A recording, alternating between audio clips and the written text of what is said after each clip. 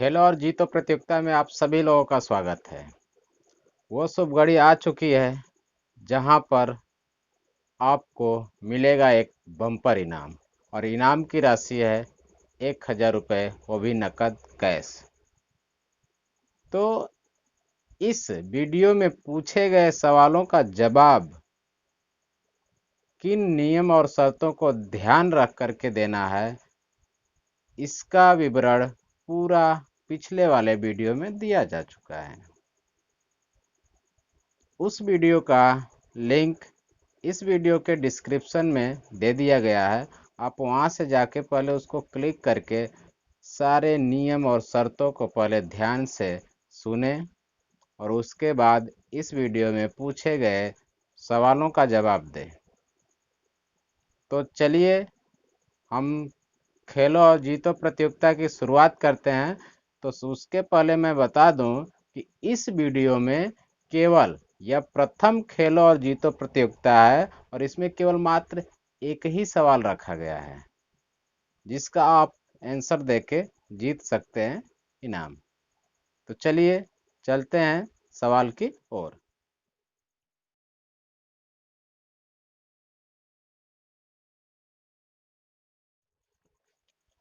सवाल यह है, आप ध्यान पूर्वक सुनिएगा, तनिक भी मिस्टेक न करिएगा, बल्कि बार बार सुनिएगा लेकिन ध्यान से। तो सवाल ये है कि एक व्यापारी था जो बैलों का व्यापार करता था। एक दिन वो अपने 30 बैलों को लेकर के मेले में बेचने जा रहा था। मेले में जाने वाले रास्ते में एक नदी पड़ती थी जिसे पार करके जाना होता था। उस नदी पर कोई पुल नहीं था, वहां पर केवल एक ही नाविक रहता था। तो उसके पास पहुंचा और वह कहा कि हमें मेले में जाना है और हमारे 30 बैलों को पार कराना है। तो उसने कहा ठीक है, पार करा देंगे।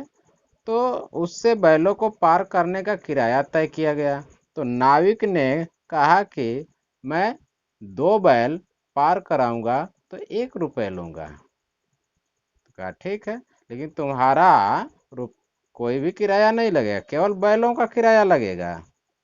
बात ध्यान में रखिएगा, केवल बैलों का किराया लगेगा, आपका नहीं लगेगा। यानी 2 बैल पार क्रॉस कराए जाएंगे तो उसका किराया 1 रुपये देना पड़ेगा।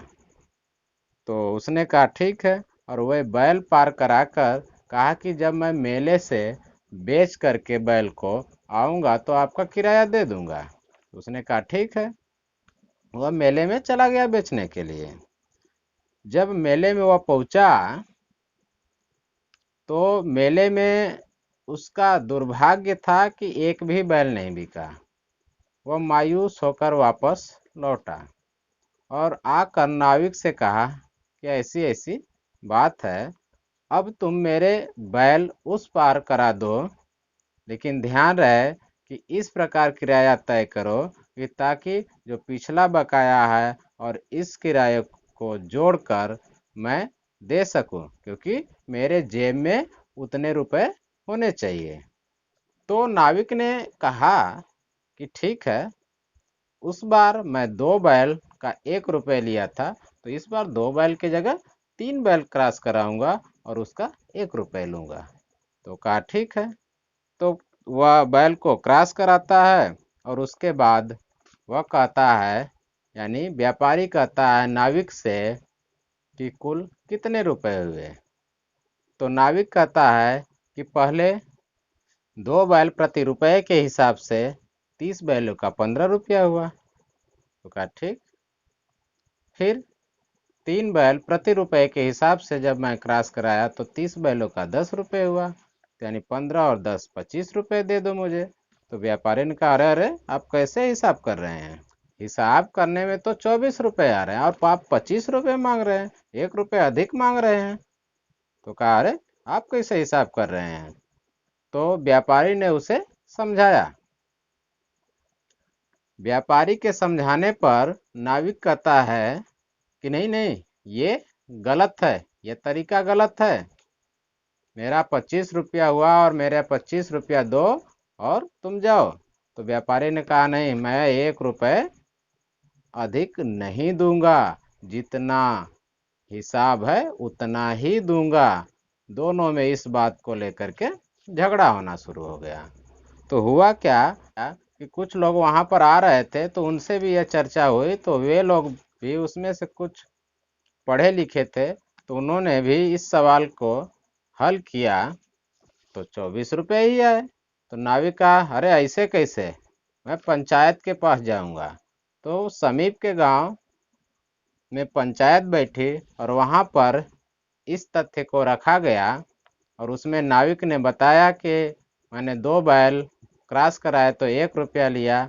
इस तरीके से 30 बैल का 15 रुपये होता है। फिर पुनः आए तो मैं 3 बैल का 1 रुपया लिया, तो इसलिए 30 बैल का 10 रुपये होता है, अर्थात कुल मिला के 25 रुपये। तो वहाँ पंचायत फैसला करती है कि नहीं, केवल 24 रुपये ही हुआ। तो भी वह नाविक नहीं मानता है, तो वह फैसला के लिए कोर्ट में जाता है, और कोर्ट में भी सब कुछ सुनने के बाद यही फैसला देती है कोर्ट कि आपका किराया केवल 24 रुपये हुआ। और वहां से संतुष्ट होकर यानी मान करके 24 रुपये व्यापारी से लेता है और ले करके चला जाता है। तो अब प्रश्न ये आता है कि जब आप क्लियर सुन चुके हैं कि जब 2 बैल का 1 रुपया लिया गया तो 30 बैल का 15 रुपया होगा, और फिर 3 बैल का 1 रुपया लिया गया तो उस हिसाब से 30 बैल का 10 रुपया होगा। तो 25 रुपये ही ना आना चाहिए। तो वो कौन सा तरीका है, वह किस अनुसार हल किया, किस मेथड से, वह उसकी सिद्धांत यानी व्यापारी ने जो सब हल किया, हिसाब किया, तो वह किस सिद्धांत के अनुसार किया कि 24 रुपये आए। तो आपको इस सवाल में यही बताना है कि वह तरीका क्या है और किस तरीके से हल करना होगा, यानी हल करके आपको बताना होगा कि 24 रुपये कैसे आए, 1 रुपये कैसे कम हो जा रहा है। तो आप सवाल को ध्यानपूर्वक सुन चुके होंगे, और इस सवाल को अब आप पढ़ करके भी देख सकते हैं।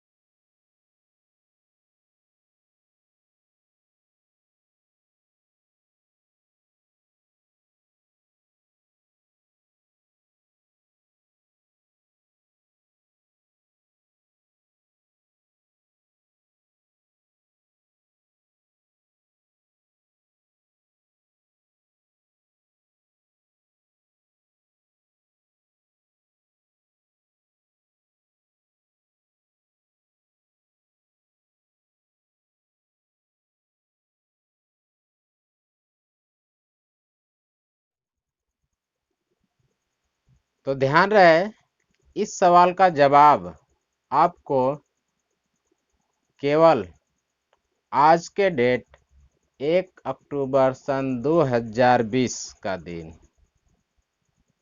इसी डेट में देना है।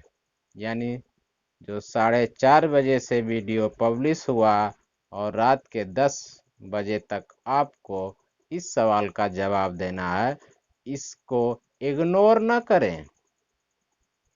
हम आपके जवाब का करेंगे इंतज़ार और जो विजेता होगा उसका सेलिब्रेशन वीडियो आपको ज़रूर दिखाया जाएगा। तब तक के लिए हमें अनुमति दीजिए। जय हिंद, जय भारत।